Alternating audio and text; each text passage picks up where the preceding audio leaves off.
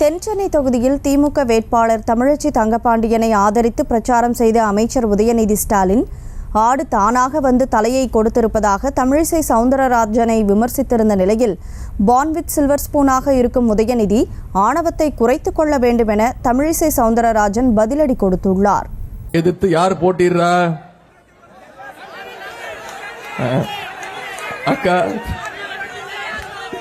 தூத்துக்குடியில துண்டக்கான துணியக்கானு ஓட விட்டு அவங்க பாண்டிச்சேரி தெலுங்கானா போய் ஆளுநரா இருந்து அங்க அந்த மக்கள் ஓட விட்டு இப்போ ஆட்டுக்குட்டி தானா வந்து தலையை நீட்டி இருக்கு.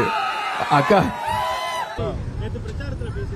உதயநிதி அவங்களுக்கு கஷ்டம் தெரியாதுப்பா. எங்களை மாதிரி 25 வருஷம் அடிப்படை உறுப்பினரா சேர்ந்து ஆளுநர்னா என்ன சாதாரண பதவியா?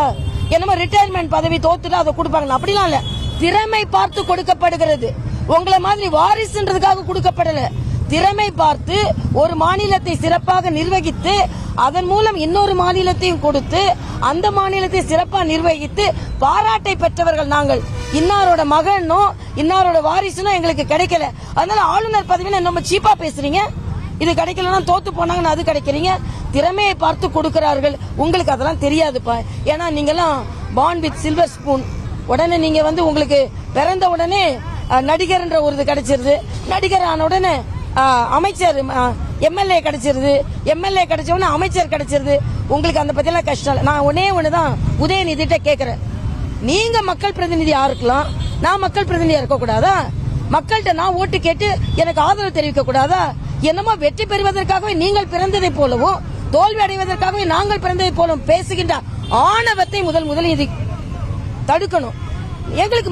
எனக்கு அந்த ராஜபோக வாழ்க்கை பிடிக்கல. அதனால நான் இங்க வந்தேன். உங்களுக்கு என்ன கவலை? உங்களுக்கு பதவியை நோக்கி போபவர்களுக்கு பதவிதான் பெருசு.